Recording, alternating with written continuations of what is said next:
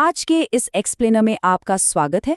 आज हम बात करने वाले हैं एडम के की बहुत ही मशहूर और चर्चित किताब this is going to hurt के बारे में।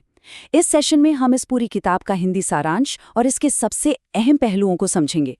तो चलिए बिना किसी देरी के शुरू करते हैं। आगे बढ़ने से पहले आपको बता दूं कि आज की हमारी ये चर्चा ज्ञान की यात्रा ब्लॉग से प्रेरित है। ये ब्लॉग आपको पढ़ने, सीखने और आत्मविकास यानी सेल्फ डेवलपमेंट की एक बेहद प्रेरक दुनिया में ले जाता है। यहाँ किताबों के सार, जीवन दर्शन और हमारे रोजमर्रा के काम आने वाले व्यावहारिक ज्ञान को बहुत ही आसान और सरल भाषा में समझाया जाता है।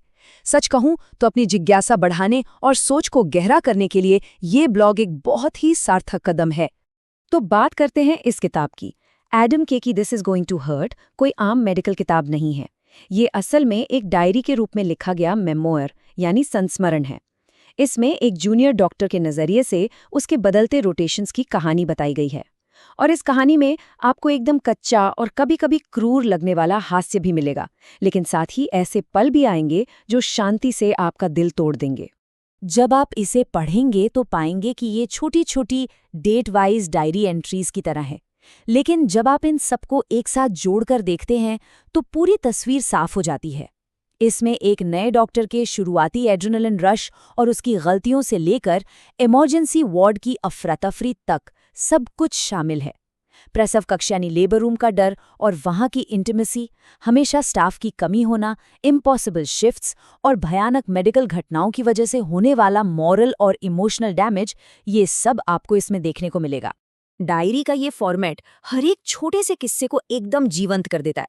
ऐसा लगता है जैसे सब कुछ हमारी आंखों के सामने हो रहा है। लेकिन इस किताब का जो असली मैसेज है वो ये दिखाता है कि कैसे ये रोज-रोज के छोटे-छोटे मानसिक आघात एक दिन किसी का पूरा करियर खत्म करने वाले पॉइंट तक पहुंच जाते हैं। और अंत में ये हेल्थ केयर सिस्टम में एक बड़े संरचनात्मक सुधार की मांग के रूप में सामने आता है। चलिए अब इसके पहले भाग की ओर बढ़ते हैं, प्रारंभिक महीने और नैदानिक जीवन के लिए अभिविन्यास। किताब की शुरुआत में एडम के एक हाउस ऑफिसर के रूप में वार्ड और क्लर्क का काम संभालते हैं।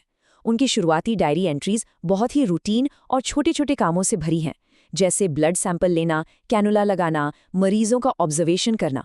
ये चीज़ें हमें दिखाती हैं कि क्लिनिकल केयर असल में कितनी रिपीटेटिव और प्रोसीजरल होती है। ये सब कुछ एक प्रोसेस का हिस्सा है जिसे समय के साथ सीखना ही पड़ता है।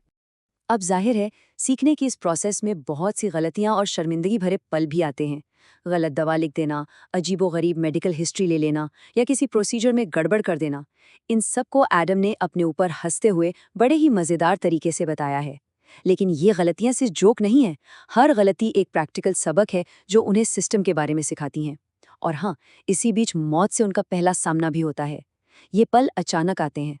एडम बताते हैं कि कैसे इन युवा डॉक्टरों को बिना पत्थर दिल बने खुद को इमोशनली थोड़ा दूर रखना सिखाया जाता है।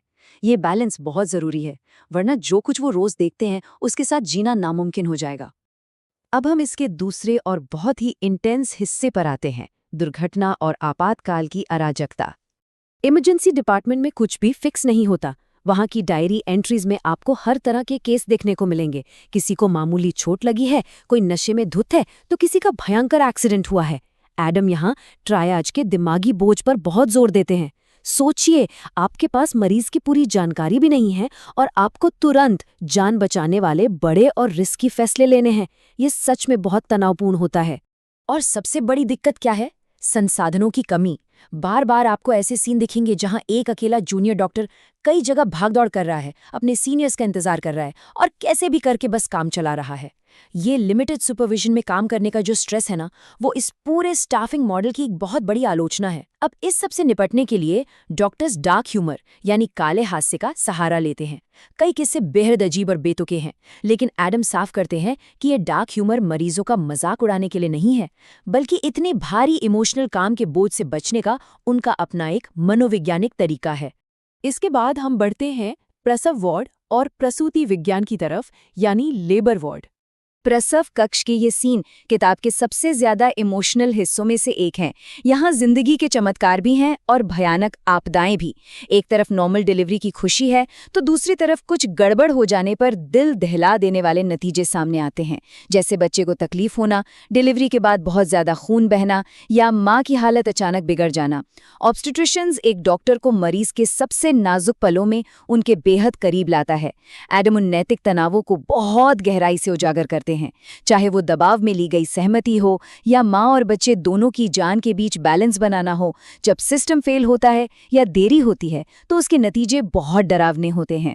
कुछ मोड़ इतने दर्दनाक होते हैं कि शिफ्ट खत्म होने के काफी समय बाद भी एडम को परेशान करते हैं।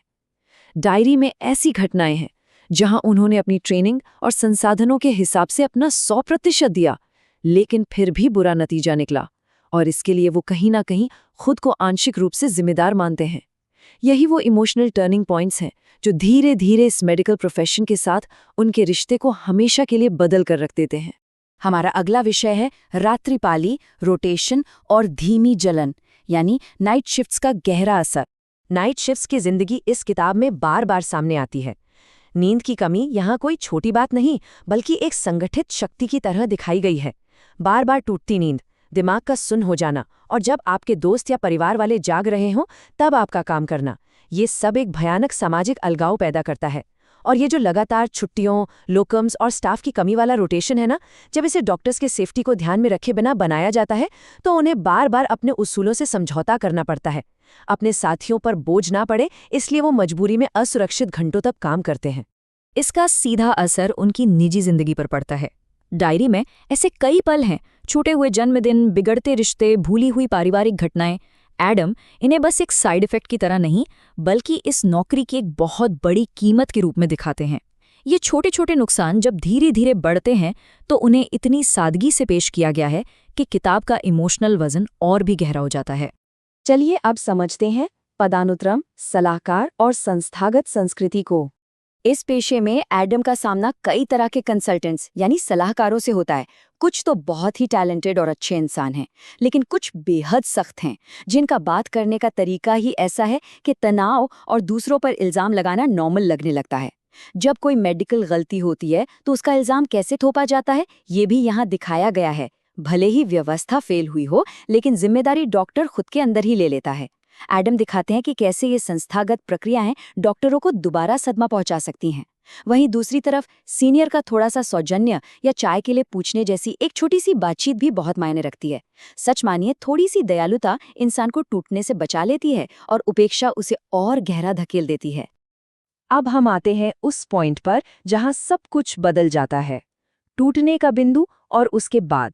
किताब के आखिरी अध्यायों में बार बार होने वाली बुरी घटनाओं और सालों की लंबी थकान का भारीपन साफ महसूस होता है। अब यहाँ डायरी का अंदाज मजाकिया से बदलकर एकदम सच्चा और दर्द भरा हो जाता है। हास्य पीछे छूट जाता है और उसकी जगह दुख ले लेता है। एडम का मेडिसिन छोड़ने का आखिरी फैसला बहुत ही दर्दनाक और जटिल है, लेकिन इसे उनकी हार की तरह नहीं दिखाया गया है, बल्कि ये एक जान बचाने वाला फैसला था, खुद अपनी जान बचाने वाला। जब प्रोफेशन आपसे बार बार इतना कुछ मांगने लगे जो एक इंसान दे ही नहीं सकता, तो रुकना पड़ता है। अंत में एडम अपनी डायरी को दुनिया के सामने एक गवाही के रूप में रखते हैं, ये दिखाने के लिए कि कैसे ये पूरा हेल्थ केयर सिस्टम थके हुए कर्मचारियों के इमोशनल लेबर के दम पर चल रहा है। ये किताब खुद को सही साबित करने के लिए नहीं, बल्कि पूरे सिस्टम को बदलने की एक बहुत बड़ी अपील के साथ खत्म होती है। अगर हम इस किताब की कथा तकनीकों और प्रमुख दृश्यों की बात करें तो इसमें कई दिलचस्प चीजें हैं। पहला है दैनिक सूक्ष्म एपिसोड। एडम ने छोटी डेट वाइज एंट्रीज का इस्तेमाल किया है, जिससे वो हास्यपूर्ण किस्सों और विनाशकारी घटनाओं को एक साथ रख पाते हैं ताकि पाठक उस झटके को महसूस कर सकें। दूसरा है आवर्ती रूपांकन। पेजर की बीप, रोटा शीट या लेबर वार्ड की ट्रॉली जैसी चीजें बार बार आती हैं और इस तनावपूर्ण जीवन का प्रतीक बन जाती हैं। तीसरा, जीवित रहने के लिए हास्य। ये हास्य बेहद सटीक है, ये उनके दर्द को कम करने का काम करता है, और जब हास्य गायब हो जाता है तो समझ लीजिए कि मानवीय कीमत बहुत भारी है। और चौथा, विशिष्ट नैदानिक लघुचित्र। ऐसे किस्से जहां रातों रात या सुबह 3 बजे लिए गए एक पल के फैसले पूरे प्रोसेस और उसके नैतिक बोझ को एक साथ हमारे सामने रख देते हैं। अब नजर डालते हैं इसके प्रमुख विषयों पर। सबसे बड़ी बात है व्यक्तिगत दोष के बजाय प्रणालीगत विफलता, यानी ज्यादातर त्रासदियां किसी एक इंसान की गलती नहीं बल्कि स्टाफ की कमी और प्रशासनिक कमजोरियों जैसे सिस्टम के फेलियर का नतीजा होती हैं। दूसरा बड़ा थीम है भावनात्मक श्रम और अदृश्यता। सिर्फ अच्छी डॉक्टरी काफी नहीं है, खुद को इमोशनली कंट्रोल करना एक ऐसा काम है जो किसी को दिखाई नहीं देता। तीसरा है नैतिकता पर दबाव। सीमित संसाधनों और अधूरी जानकारी में काम करते हुए डॉक्टर्स को बार बार अपने नैतिक उसूलों से समझौता करना पड़ता है। और आखिरकार सार्वजनिक सहानुभूति और नीति। इन कहानियों के पीछे एक अपील है कि हम और पॉलिसी मेकर्स फ्रंटलाइन कर्मचारियों की इस कुर्बानी को समझें और सिस्टम को बेहतर बनाएं। अगर आप इस विषय को किसी ब्लॉग सीरीज या टीचिंग मॉड्यूल के लिए इस्तेमाल करना चाहें तो इसे 6 पोस्ट की सीरीज में बांट सकते हैं, जैसे अभिविन्यास, इमरजेंसी कक्ष, प्रसव कक्ष, नाइट शिफ्ट्स, वर्क कल्चर और इसके परिणाम। पाठकों को जोड़ने के लिए आप उनसे सोचने वाले सवाल पूछ सकते हैं, जैसे कि आपने कब देखा है कि व्यवस्थागत बाधाएं किसी नैतिक विकल्प को आकार देती हैं? या फिर मेडिकल स्टूडेंट्स को ऐसे रोटा डिजाइन करने को दे सकते हैं जिससे रात भर की थकान कम हो। आप गेस्ट पोस्ट के लिए नर्सेज या पैरामेडिक्स को भी बुला सकते हैं जो एडम के अनुभवों पर अपनी राय दें। मल्टीमीडिया का इस्तेमाल करके आप एक ऑन कॉल डॉक्टर के 24 घंटे की टाइमलाइन भी दिखा सकते हैं। कुल मिलाकर कहें तो this is going to hurt सिर्फ एक इंसान की कहानी नहीं है, बल्कि पूरे सिस्टम पर एक सवाल है। ये नीतिगत बहसों में उन छोटी छोटी दुविधाओं और मानवीय चेहरे को सामने लाती है जो अक्सर फाइलों में कहीं दबकर रह जाते हैं। तो आखिर में हम सबके लिए क्या अनुशंसित कदम हो सकते हैं? पहला, साझाकरण और चर्चा के माध्यम से अग्रिम पंक्ति के इन कार्यकर्ताओं के अनुभवों को दुनिया तक पहुंचाएं। दूसरा, सुरक्षित रोटेशन, आराम का समय और स्टाफिंग में निवेश जैसे ठोस सुधारों की वकालत करें। और सबसे अहम बात, नैदानिक कहानियों में मौजूद इस डार्क ह्यूमर को डॉक्टर्स की हिम्मत और लचीलेपन का प्रतीक मानें। लेकिन ये याद रखें कि ये सिस्टम में सुधार का विकल्प नहीं है, बदलाव बहुत जरूरी है। उम्मीद है आपको ये एक्सप्लेनर पसंद आया होगा। सोचने के लिए बहुत कुछ है ना? जुड़े रहिए हमारे साथ ऐसी ही और भी बेहतरीन जानकारियों के लिए।